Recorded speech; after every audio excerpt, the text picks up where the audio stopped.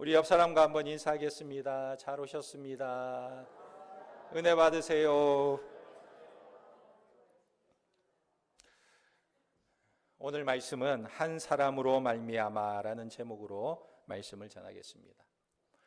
제가 어렸을 때 동네에서 한 사람 때문에 난리가 났어요. 그 사람이 어떤 사람이었냐 하면 바로 프로레슬러 김일 선수였습니다. 여기 앉아 계신 분들은 아마 연세가 있는 분들은 다 경험했을 줄 압니다. 이 김일 선수가 얼마나 유명하고 얼마나 인기가 많았는지. 박치기 왕 김일 선수가 일본의 이노키 선수와 경기를 하는데 당시에는 집집마다 TV가 다 있지 않았어요. TV가 있는 집에 동네 사람들이 다 모여가지고 이 레슬링 경기를 보면서 응원을 하는 것입니다. 그런데 이노키 선수가 김일 선수를 한 대 탁 때려서 김일 선수가 쓰러지면 온 동네 사람들이 다 쓰러져 버려요. 으악 하면서 쓰러집니다. 그렇게 쓰러졌다가 김일 선수가 일어나서 박치기로 이노키 선수를 확 들이받으면 모든 동네 사람들이 다 머리로 들이받고 있는 거예요. 저 이노키 넘어져라 하면서. 그래서 한 사람 때문에 죽기도 하고 한 사람 때문에 살기도 하는 그런 역사가 일어나는 것을 보았습니다. 그래서 아이들은요, 동네 아이들이 다 막 그 경기를 보고 나서 박치기 연습을 한다고 농에다가도 머리를 박고 대문에게다가 머리를 박고 머리를 박는 아이들이 많이 있었어요. 그래서 머리가 나빠지는 아이들도 있었던 것 같습니다. 무엇을 말합니까? 김일 선수 한 사람 행동에 따라서 온 국민이 죽기도 하고 살기도 하는 것입니다. 한 사람의 이 행동에 따라서 온 국민이 반응하며 따라가는 것을 보게 돼요. 이것이 무엇이냐면 바로 대표 원리인 것입니다. 그가 지면 내가 지는 거예요. 그가 이기면 내가 이기는 거예요. 이게 바로 대표성의 원리라는 것입니다. 그런데 이 원리는 우리의 일상생활뿐만 아니라 성경에서도 아주 중요한 원리로 제시되고 있는 것입니다. 오늘 읽은 말씀은 추석가의 말에 의하면 로마서 전체 내용 중에 가장 핵심적인 내용이라고 말하고 있어요. 오늘 말씀에 이 말씀을 읽으면 매우 복잡한 내용인 것 같지만 자세히 묵상해 보면 이 말씀은 아주 간단하고 명료한 말씀입니다. 아담 한 사람으로 말미암아 인류의 죄와 사망이 왔습니다. 그런데 예수 그리스도 한 사람으로 말미암아 인류에게 온 것이 무엇이냐? 의와 영생이 왔다 하는 것입니다.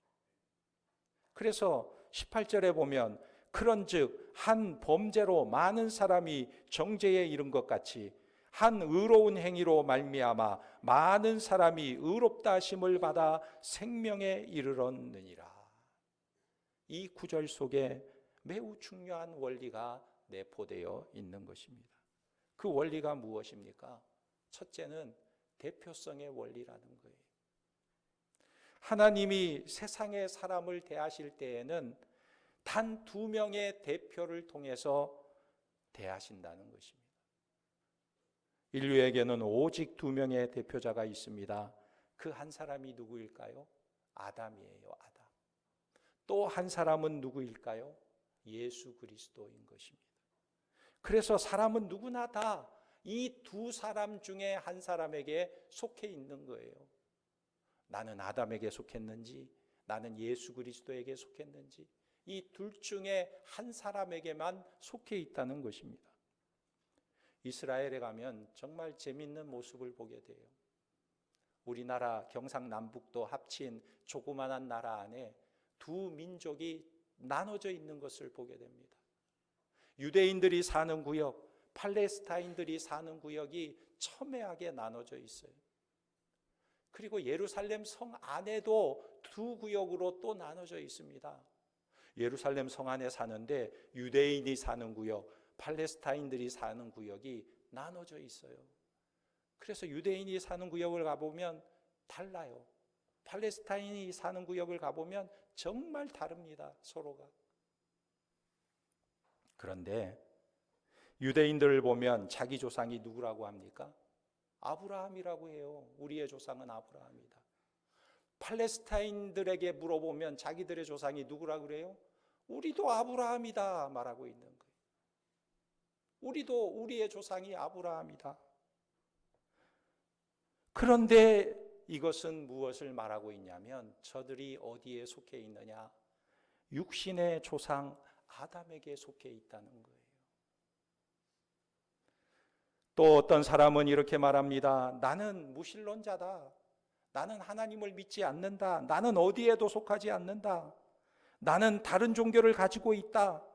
나는 불교를 믿는다. 부처를 믿는다. 나는 마호멧을 믿고 있다. 그런데 이런 모습도 다 아담에게 속한 거예요. 아담에게 속해 있는 것입니다. 그러므로 인류는 아담을 대표자로 삼거나 예수 그리스도를 대표자로 삼거나 둘 중에 하나라는 것입니다. 그렇다면 여러분들은 누구를 대표자로 삼고 살아가고 있습니까?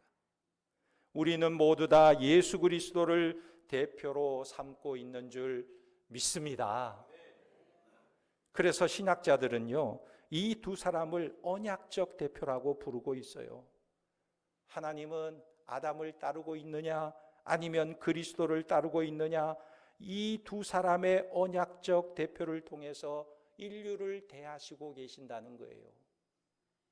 지난주에도 말씀드렸지만 영국의 청교도 목회자인 토마스 굿인 목사님은 언약신학의 대표성 원리를 두 거인의 비유로 설명하고 있어요. 이 두 거인은 누구냐? 한 사람은 아담이고 한 사람은 예수 그리스도라는 것입니다.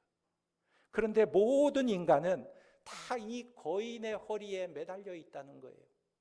아담이라는 거인의 허리에 매달려 있거나 아니면 예수 그리스도라는 거인의 허리에 매달려 있거나 이 두 거인에게 매달려 있는 것입니다. 그래서 아담의 허리에 매달려 있든지 아니면 그리스도의 허리에 매달려 있든지 이 둘 중에 하나의 고리에 걸려 있다는 거예요. 그러니까 중요한 것은 지금 나는 누구인가? 나는 누구의 허리에 매달려 있는 존재인가? 이것이 정말 중요한 것입니다. 내가 이 땅에서 아무리 열심히 노력해서 공부를 많이 하고 돈을 많이 벌여서 부를 이루고 또 열심히 노력해서 명예와 건세를 얻었다 할지라도 나는 지금 어디에 매달려 있느냐? 어디에 매달려서 그런 것들을 얻었느냐? 아담의 허리에 매달려서 그런 것을 얻었다면 아담의 허리에 그냥 매달려 있을 뿐이라는 거예요. 내가 남자인지 여자인지 피부색이 하얀지 누런지 아니면 검은지 이것이 중요한 것이 아니라 나는 누구의 허리에 매달려 있는 자인가, 이것이 중요한 문제인 것입니다. 그래서 이 외의 모든 것들은 사실 사소한 문제라는 거예요.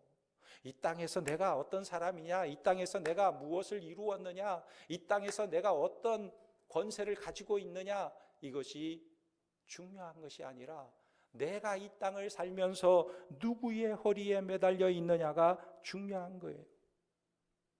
내가 아무리 노력하고 발버둥을 쳐도 내가 아담의 허리에 걸려 있으면 아담과 같이 되는 거예요. 내가 아무리 부족해도 예수의 허리에 걸려 있으면 예수님과 같이 되는 것입니다. 그래서 아담이 죄인이면 나도 죄인이고, 아담이 죽으면 나도 죽고, 아담이 지옥에 가면 나도 지옥에 가게 되는 거예요. 그러니까 나는 늘 아담과 함께 같이 다닐 수밖에 없는 존재라는 것입니다. 그런데 내가 예수 그리스도의 허리에 걸려 있으면 그리스도와 동행하게 되는 것입니다. 그리스도께서 부활하셨으니 나도 부활하고, 그리스도께서 영생하셨으니 우리도 같이 천국에서 영생하게 되는 것입니다. 그러니까 무엇보다도 중요한 것은 내가 지금 예수 그리스도의 허리에 걸려 있느냐, 아담의 허리에 걸려 있느냐, 이것이 제일 중요한 문제라는 것입니다. 여러분들은 누구의 허리에 걸려 있습니까? 누구를 나의 대표자로 삼고 살아가고 있습니까? 그분이 예수 그리스도인 줄 믿으시기 바랍니다. 사실 이 아담은 어떤 존재였습니까? 하나님이 지으신 첫 번째 인간이에요. 아담 이후로 태어나는 모든 인류가 다 그의 허리에 언약적으로 걸려 있는 것입니다. 그런데 아담이 하나님과 언약을 맺었는데 이 아담이 하나님과 맺은 언약을 어기고 범죄함으로 온 인류가 다 죄인이 되게 만들어 버렸어요. 그래서 아담을 따르는 모든 인간은 죄인이고 그 죄값으로 말미암아 사망이 찾아오게 된 것입니다. 그래서 우리 인간이 겪는 슬픔 가운데 가장 슬픈 것이 무엇일까요? 죽는 거예요. 죽는 거. 왜 사람이 죽느냐? 성경은 분명하게 말하고 있어요. 늙어서 죽는 게 아니고 죄의 삭은 사망이다 그랬어요. 죄값으로 죽게 된다는 거예요. 원래 하나님께서 인간을 만드실 때 영생하도록 만드셨는데 죄로 인하여 사람이 죽게 되었다는 것입니다. 죽는 것처럼 슬픈 일이 없는 거예요. 사랑하는 사람의 죽음과 그의 장례를 치르는 것보다 슬픈 일이 없는 것입니다. 그러면 왜 그렇게 되었을까요? 모두 아담 한 사람 때문에 그렇게 되었다는 것입니다. 아담 한 사람의 죄가 우리 모두의 죄가 되었기 때문인 것입니다. 그러니까 아담 이후의 모든 인간은 다 아담의 허리에 걸려 있기 때문에 아담과 함께 모두가 다 죄인이 된 거예요. 그래서 구원이 무엇입니까? 아담의 허리에 걸려 있는 존재를 풀어서 예수 그리스도의 허리로 옮겨 놓는 사건을 구원이라고 말하는 것입니다. 아담을 통해 보시던 인간을 예수 그리스도를 통해 보시게 되는 근본적인 하나님의 시각의 변화가 구원이라는 거예요. 여러분, 하나님은 인간을 두 대표를 통해서 보시는 줄 기억하시기 바랍니다. 그러니까 우리는 원래 아담 안에 속해 있던 사람이었는데 예수 그리스도를 대표자로 삼고 구주로 믿어 우리는 그리스도의 허리에 걸린 존재가 된 것입니다. 그래서 그리스도께서 가는 곳에 나도 가고 그가 있는 곳에 나도 있고 그리스도와 완전히 연합된 존재가 되는 것입니다. 이 교리가 성경에서 가장 중요한 내용인 것입니다. 오늘 이 자리에 있는 성도들은 다 주님의 허리에 걸려있는 자들이 되기를 주님의 이름으로 축원합니다. 두 번째 중요한 원리는 전가성의 원리인 것입니다. 전가라는 말은 흔히 사용하는 용어가 아니죠. 초등학교 때 교과서를 받고 나면 꼭 사는 게 있어요. 뭘 살까요? 전과. 그 전과를 살면 그렇게 뿌듯해. 보지도 않으면서 일단 사놓으면 뿌듯해. 그런데 여기서 이 전가는 책임을 전가한다라는 말입니다. 그래서 신학에서는요, 매우 중요한 용어가 아닐 수가 없어요. 예를 들어서 구약에서 아사셀 염소에 대한 말씀이 나오는데 레위기 16장 8절에 보면 아사셀 염소에 대한 이야기가 나와요. 이스라엘 백성들은 대속죄일에 하나님께 나오게 되는데 이때는 두 마리의 염소가 제공이 됩니다. 한 마리의 염소는 죄를 속죄하기 위한 제물로 여호와 앞에 드리게 되고 또 한 마리의 염소는 산채로 여호와 앞에 두었다가 그것으로 속죄하고 광야로 내보내는 염소인 것입니다. 그런데 대제사장 아론은 그의 두 손으로 살아있는 염소에게 머리에 안수를 합니다. 어떻게 안수하냐면 이스라엘 민족의 모든 불의와 그 범한 모든 죄를 다 하나님 앞에 아뢰고 이 죄를 염소에게 전가하는 거예요. 염소에게 지어주는 것입니다. 그리고 염소를 광야로 내보내는 거예요.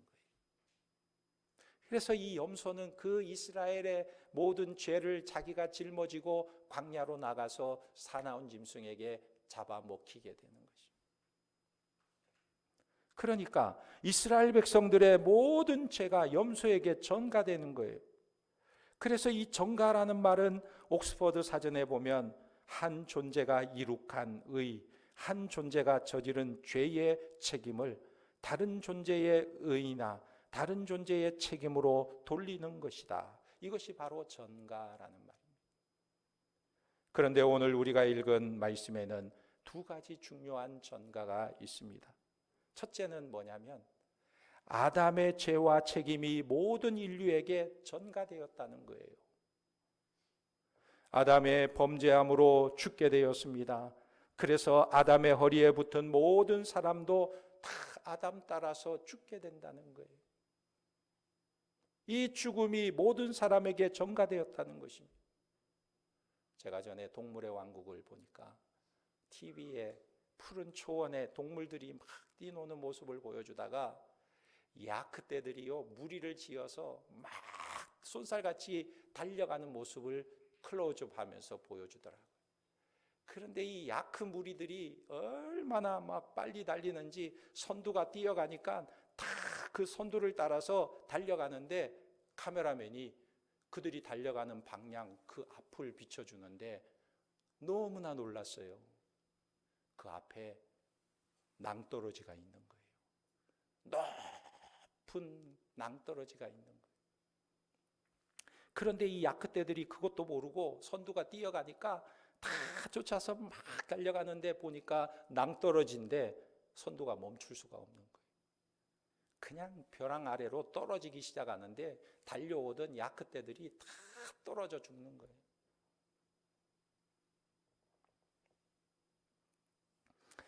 마찬가지로 아담 한 사람으로 말미암아 모든 사람이 죄인이 되었고 모든 사람이 사망에 이르게 되었다는 것입니다. 그래서 로마서 5장에는 한 사람 아담으로 말미암아 온 인류가 죄인이 되었고 온 인류에게 사망이 왔다고 증언하고 있는 거예요. 그러므로 한 사람으로 말미암아 죄가 세상에 들어오고 죄로 말미암아 사망이 들어왔나니 이와 같이 모든 사람이 죄를 지었으므로 사망이 모든 사람에게 이르렀느니라. 그랬어요. 또 15절 중반에 보면 곧 한 사람의 범죄를 인하여 많은 사람이 죽었은즉 그랬어요. 그러니까 아담 한 사람의 범죄로 많은 사람이 죽었다 말씀하고 있는 것입니다. 그러면 많은 사람 중에 죽지 않은 사람도 있었을까요? 그렇지 않아요. 아담이 죽음으로 인하여 다 죽게 되었다. 모든 사람은 다 죽게 되었다는 거예요. 여러분들의 조상 중에 혹시 아직도 살아계신 분이 계시면 한번 손들어 보세요. 없어요. 위로 3, 4대까지만 올라가도 살아계신 분이 없어요. 다 돌아가신 거예요. 다 죽으셨어요. 그러니까 아담 안에 있는 모든 인류가 다 죽는다는 것입니다. 이것이 바로 아담의 죄가 모든 사람에게 첨가된 거예요. 성경의 창세기에 보면요, 아담 이후로 그 초창기에는요, 사람들의 수명이 얼마나 길었는지 몰라요. 갈수록 인간이 범죄함으로 인해서 수명이 자꾸 단축되었는데 초창기에 인간이 얼마까지 살았는가? 아담 이후로 우리가 보면 에녹은 몇 살까지 살았다고 말합니까? 365세. 얼마나 외우기 쉬워요? 1년이 며칠이죠? 365일. 에녹은 365세를 살았어요. 그 다음에 가장 오래 산 무드셀라가 있는데 무드셀라는 몇 살까지 살았을까요? 969세. 이것도 외우기 쉬워요. 969세. 어마어마하게 오래 살았어요. 그런데 그렇게 오래 살았지만 다 죽었다는 거예요. 죽었다는 거예요. 오늘날도 현대의학 발전으로 인해서 인간의 DNA를 조작하면 앞으로는 200세까지도 살 수 있는 시대가 올 것이다. 이렇게 말하기도 합니다. 그런데 아무리 그렇게 오래 산다 해도 200살, 300살을 산다 해도 결국은 죽는다는 거예요. 영원히 살 수 있는 생명체로 만들 수는 없다는 거예요. 결국 아담의 죄가 전가되었고 그로 인해 죽음이 찾아오게 된 것입니다. 그런데 또 하나의 전가가 있는 것입니다. 그것은 바로 예수 그리스도의 의로운 행위가 사람에게 전가되었다는 거예요. 15절에 보면 그러나 이 은사는 그 범죄와 같지 아니하니 곧 한 사람의 범죄로 인하여 많은 사람이 죽었은즉 더욱 하나님의 은혜와 또한 한 사람 예수 그리스도의 은혜로 말미암은 선물은 많은 사람에게 넘쳤느니라. 할렐루야. 이 예수 그리스도의 은혜가 많은 사람에게 넘쳤다. 이것이 우리에게 소망이고 희망인 것입니다. 한 사람으로 인하여 죄가 와서 한 사람 때문에 다 죽게 되었는데 또 한 사람으로 말미암아 하나님의 은혜의 선물이 우리에게 주어져서 우리가 영생하게 되었다는 것입니다. 17절 후반절에도 한 분 예수 그리스도를 통하여 생명 안에서 왕노릇하리로다 그랬습니다. 18절 후반절에도 한 의로운 행위로 말미암아 많은 사람이 의롭다 하심을 받아 생명에 이르렀느니라. 19절 후반절에 한 사람의 순종하심으로 많은 사람이 의인이 되리라. 21절 후반에도 은혜도 또한 의로 말미암아 왕노릇하여 우리 주 예수 그리스도로 말미암아 영생에 이르게 하려 함이라. 할렐루야. 그러니까 한 사람 예수로 인하여 우리에게 희망과 소망이 생겼는데 그것이 무엇이냐? 우리는 죽지만 다시 예수님이 부활하신 첫 열매인 것처럼 우리는 두 번째 열매, 세 번째 열매, 네 번째 열매 예수님을 따라서 부활할 뿐만 아니라 예수님이 지금 살아계신 것처럼 우리도 영생하게 된다는 약속을 우리에게 주고 있는 거예요. 그러므로 언약적 대표이신 예수 그리스도의 허리에 붙어 있는 모든 백성들에게 예수 그리스도의 의가 전가되었다. 그 의가 전가되었기 때문에 우리는 영생을 얻게 된다고 말씀하고 있는 것입니다. 그러므로 예수 그리스도를 믿고 그리스도의 사람들이 된 자들은 다 죽음을 이기고 영생하는 줄 믿으시기 바랍니다. 여러분, 사람은 언젠가 다 죽게 돼요. 저는 지금까지 장례를 많이 치러봤어요. 수백 건을 치러봤어요. 장례를 집례하다 보면 여러 사람을 보게 됩니다. 정말 죽지 않을 것 같은 분이 죽어요. 또 어떤 경우에는 어린아이도 죽음으로 장례를 치를 때가 있어요. 너무나 힘든 장례의 순간을 맞이할 때가 있습니다. 그래서 보면요, 태어날 때에는 순서가 있어도 죽을 때에는 순서가 없는 것을 보게 돼요. 무엇을 느끼게 되냐면 사람은 오래 살아 있으나 짧게 사나 다 죽는다는 것입니다. 결국은 죽게 된다는 거예요. 그러면 이 죽음을 우리는 어떻게 이길 수 있습니까? 어떻게 사람이 영생할 수 있을까요? 그것은 바로 우리가 예수 그리스도의 허리에 붙어 있어야 영생을 얻게 되는 것입니다. 아담의 허리에서 예수 그리스도의 허리로 옮겨가야 되는 거예요. 그런데 사람들은 착각하기도 합니다. 이 땅에서 그래도 살면서 내가 착하게 살면 되지, 남에게 해끼치지 않고 착하게 살고 선을 행하고 도를 닦고 공로를 세우면 그래도 좋은 데 가지 않겠는가? 그렇게 생각하지만 그렇게 아무리 이 땅에서 착하게 살고 아무리 공을 세워도 아담의 허리에 매달려 있다면 그것은 결국은 죽음에 이르게 되는 것입니다. 그렇다면 어떻게 해야 됩니까? 우리의 대표자를 바꿔야 하는 거예요. 그래서 사도 바울은 말하기를 죄와 사망도 한 사람으로부터 왔으니 의와 구원도 한 사람으로부터 온다 말하고 있는 것입니다. 아담의 허리에 붙어 있던 사람이 벗어나서 예수 그리스도의 허리로 옮겨 붙을 때 소망이 있는 거예요. 죽고 멸망할 그 허리에 붙어 있지 말고 의와 생명을 주시는 예수 그리스도의 허리에 붙어 있으라는 말입니다.